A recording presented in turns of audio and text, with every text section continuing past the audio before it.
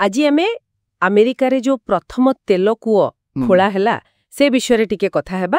ଆମ ପାଖରେ କିଛି ତଥ୍ୟ ଅଛି ଆଉ ମାନେ ଏଇ ଘଟଣାଟା କେମିତି ଆରମ୍ଭ ହେଲା ଆଉ ତାର ପ୍ରଭାବ କ'ଣ ପଡ଼ିଲା ସେଟା ବୁଝିବାକୁ ଚେଷ୍ଟା କରିବା।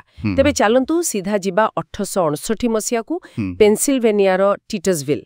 ସେଠି ପ୍ରକୃତରେ କ'ଣ ହେଇଥିଲା ଶୁଣିବାକୁ ମିଳେ ଏଡୱିନ୍ ଡ୍ରେକ୍ ବୋଲି ଜଣେ ଲୋକ ଗୋଟେ କୂଅ ଖୋଳିଲେ। ହେଲେ ତାର ଗହୀରତା ମାନେ ମାତ୍ର 69.5 ଫୁଟ। ଏଥିରେ ଏମିତି କ'ଣ ବଡ଼ କଥା ଥିଲା? ଦେଖନ୍ତୁ, ଏଇ ଯୋଉ ଗଭୀରତା କଥା କହୁଛନ୍ତି 69.5 ଫୁଟ ଆଜିକା ହିସାବରେ ତ ବହୁତ କମ୍ ଲାଗିବ, କିନ୍ତୁ ସେତେବେଳେ ମାନେ ଲୁଣ ପାଣି କୂଅ ଖୋଳିବା ପାଇଁ ଯୋଉ ଟେକ୍ନିକ୍ ଥିଲା ସେଇଥିରେ ତେଲ ପାଇଁ ଖୋଳିବାଟା ସେଇଟା ଗୋଟେ ନୂଆ କଥା ଥିଲା। ଆଚ୍ଛା। ଆଉ ଏଇଟା କେବଳ ତେଲ ପାଇବା କଥା ନଥିଲା, ଏଇଟା ଗୋଟେ ପ୍ରମାଣ ଥିଲା ଯେ ହଁ ତେଲକୁ ଖୋଳିକି ବାହାର କରାଯାଇପାରିବ। ଓହୋ। କାରଣ ତା ପୂର୍ବରୁ ତ ସାଧାରଣତଃ ଯାହା ଉପରେ ଉପରେ ମିଳୁଥିଲା ମାନେ ସଂଗ୍ରହ କରୁଥିଲେ। କହିବାକୁ ଗଲେ ଏଇଟା ଖାଲି ଗୋଟେ କୂଅ ନୁହେଁ, ଏହା ଏକ ପୁରା ନୂଆ ବ୍ୟବସାୟିକ ପଦ୍ଧତିର ଆରମ୍ଭ ଥିଲା। ଆଉ ସେଇଠୁ ହିଁ ଗୋଟେ ବିରାଟ ଶିଳ୍ପର ମାନେ ତେଲ ଶିଳ୍ପର ମୂଳଦୁଆ ପଡ଼ିଲା। ବୁଝିଲି। ମାନେ ସେ 69.5 ଫୁଟ ଗୋଟେ ବୈଷୟିକ ସଫଳତା ସାଙ୍ଗକୁ ବ୍ୟାବସାୟିକ ସଫଳତାର ବି ପ୍ରତୀକ ହେଇଗଲା। ଆଚ୍ଛା, ଏଠି କଥାଟା ଆହୁରି ମଜାଦାର ଲାଗୁଛି। ତେବେ ଏ ସଫଳତା ପରେ କ'ଣ ହେଲା? ନିଶ୍ଚୟ ଏହାର ପ୍ରଭାବ ଖାଲି ଟିଟସଭିଲ୍ ଭିତରେ ରହିନଥିବ। ନା ନା, ଆଦୌ ନୁହେଁ। ଯାହା ଆମେ ଜାଣିବାକୁ ପାଉଛେ ଏଇ ଖବରଟା ଯେମିତି ବ୍ୟାପିଲା ସାଙ୍ଗେ ସାଙ୍ଗେ ପେନ୍ସିଲଭାନିଆରେ ଗୋଟେ କେମିତି କହିବି ତେଲ ଜୋର ଭଳିଆ ଆରମ୍ଭ ହେଇଗଲା। ଓହୋ, ଅଏଲ ରଶ୍ ଯାହାକୁ କହନ୍ତି। ହଁ, ଏକଦମ ସେଇଆ।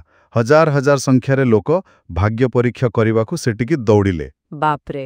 କିନ୍ତୁ କଥା ସେଠିକାରେ ସରିଲାନି, ଏହାର ପ୍ରଭାବ ଆହୁରି ବଡ଼ ଥିଲା। ବାକି ଦେଶ ସବୁ ଦେଖିଲେ ଯେ ଆରେ ଏଥିରେ ତ ବହୁତ ସମ୍ଭାବନା ଅଛି, ଆଉ ସେମାନେ ବି ନିଜ ନିଜ ଅଞ୍ଚଳରେ ତେଲ ଖୋଜା ଆରମ୍ଭ କରିଦେଲେ। ଆଚ୍ଛା। ତେଣୁ ଗୋଟେ ପ୍ରକାର ବିଶ୍ୱସ୍ତରୀୟ ପ୍ରତିଯୋଗିତା ଆଉ ଖୋଜାଖୋଜିରେ ଯୁଗ ଆରମ୍ଭ ହେଇଗଲା। ମାନେ ଗୋଟିଏ କୂଅରୁ ପୁରା ଦୁନିଆରେ ପ୍ରତିଯୋଗିତା। ଏହାର ଯୋଉ ଦୀର୍ଘକାଳୀନ ପ୍ରଭାବ ସେ ବିଷୟରେ କ'ଣ କହିବେ?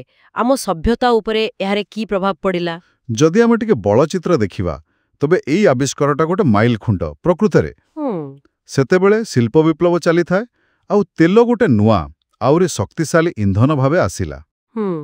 ଠିକ୍। ଏହା କାରଖାନା ଚଲେଇବା ପାଇଁ, ପରିବହନ ପାଇଁ ପରି ଯେମିତି ଗାଡ଼ି ବିମାନ ଆସିଲା, ଏପରିକି ଆଲୋ ପାଇଁ ବି ବହୁତ କାମରେ ଆସିଲା। କିରୋସିନି ଆସିଲା, ତିମିତର ଜାଗା ନେଲା। ହଁ, ସେଇଟା ବି ଗୋଟେ ବଡ଼ କଥା। ତେଲ ଏକଦମ ବୈପ୍ଳବିକ ପରିବର୍ତ୍ତନ ଆସିଲା, ସଭ୍ୟତାର ଗତି ବଢ଼ିଗଲା। କିନ୍ତୁ ହଁ, ଏକଥା ବି ସତ୍ ଯେ ଏହା ଆମକୁ ଏକ ନୂଆ ଜିନିଷ ଉପରେ ମାନେ ତେଲ ଉପରେ ନିର୍ଭରଶୀଳ ବି କରେଇଦେଲା। ଆଚ୍ଛା।